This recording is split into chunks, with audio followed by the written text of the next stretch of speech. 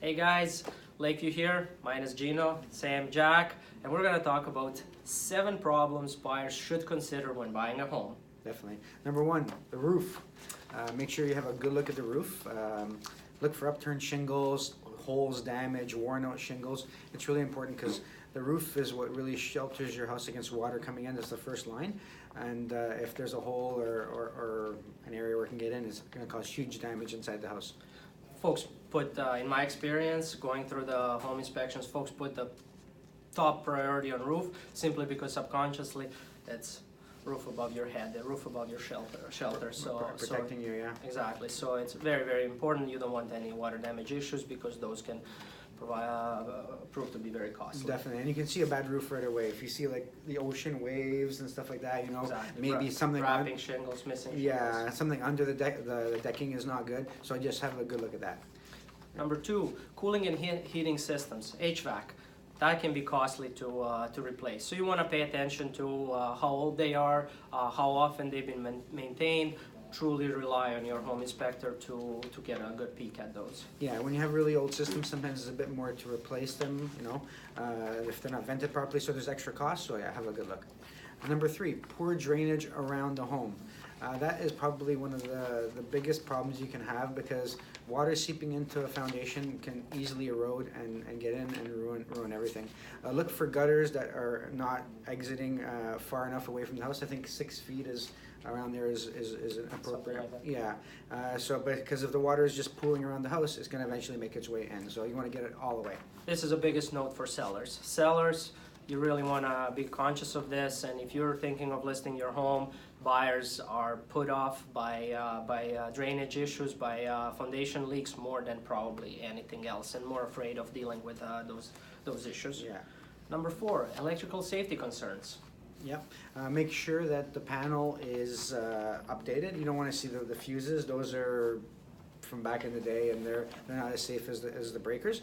And then make sure all the electrical work is done according to best practices. Pro GFCIs in the kitchen, in the bathroom. I know some people are hesitant about aluminum wiring. Well, aluminum wiring is not dangerous as long as it's been connected properly. Mm-hmm. Definitely rely on a good home inspector there. Certain areas where homes are century homes, the knob and tube wiring, you do want to pay attention to that. It's a little bit harder to find an insurance company that will insure that and then lender be okay with it, but there are absolutely insurance companies. We've sold those homes and you can get insurance for it. Yeah, and don't forget, weigh out the scope of the work. If it's just a panel that's a problem and the rest of the wiring is okay, that's not as big a big deal, but if you have to try busting up walls and replace all the wiring, that's a big deal. So ask your inspector, if it's just a panel, it might be an expensive fix, but if it's a bigger issue, then definitely, yeah. And a good inspector will be able to give you an estimate of replacing that on the spot. You know, Mm-hmm. Electrical panel will run you $1,500 to $2,500. Yeah, for example. no let a good house go by just because of that one little issue. If Exactly. the rest of the wiring is good, right? So.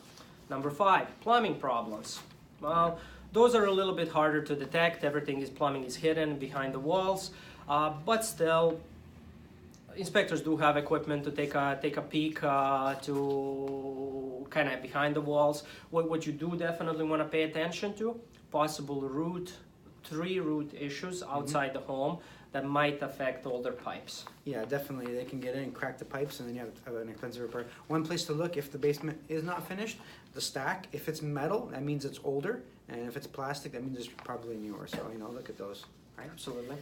Next thing is bad insulation or bad windows. That's really, really important because those affect the efficiency of the home. You know, you're heating the home, pumping heat into it, and then it's just leaking out of the bad insulation and the windows. And then there's different types of bad insulation too, right? So. Absolutely. And windows, we can't stress enough windows. People really focus on the roof, again, because it's a roof above the head. But windows are much costlier to replace than roof. Approximately 6 times more it costs to replace all the windows on a home than a roof on the house. So it's something you do want to focus on and take into consideration when putting in an offer.